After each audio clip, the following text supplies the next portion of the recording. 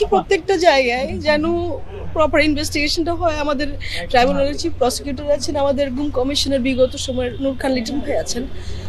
তো একটা দেয়ালে আমরা মিনু নাম লেখা দেখলাম। কায়সার ভাই ছিলেন 8 জনের একজন, ওনার স্ত্রীর নাম ছিল মিনু। তো এই জায়গাটাতে আসলে আপনারা তো যাচ্ছেন, আপনারা কি 10 মিনিট থাকতে পারেন কিনা? এই অমানবিকভাবে টর্চার করে মানুষকে হত্যা করার জন্য আসলে মানে এইভাবে রাখার কি মানে ছিল? তো এগুলোর যথার্থ বিচার চাই আমরা, প্রপার ইনভেস্টিগেশনের মাধ্যমে ন্যায় বিচার চাই, সর্বোচ্চ শাস্তি চাই। বেশি মানুষই ফিরে আসে, বেশি ফিরে আসে। আমি জানি ওদেরকে নিয়ে আপনি কি বলবেন সরকারের কাছে?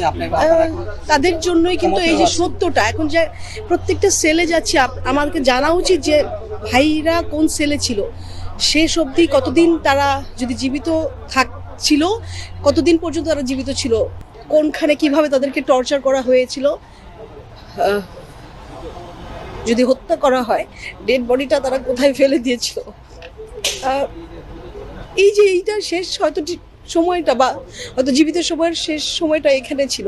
তো আমরা যারা ফেরত আসেনি গুম হয়ে যাওয়ার পরে, সকলের জন্য এই সত্যগুলো যেন সামনে আসে, যথার্থ বিচার হয়, ন্যায় বিচার হয়। এবং এই দাবিতে কিন্তু আমরা দীর্ঘ 1 যুগেরও বেশি সময় এই সত্যগুলো যেন সামনে আসে এবং ন্যায় বিচারটা নিশ্চিত করতে পারি।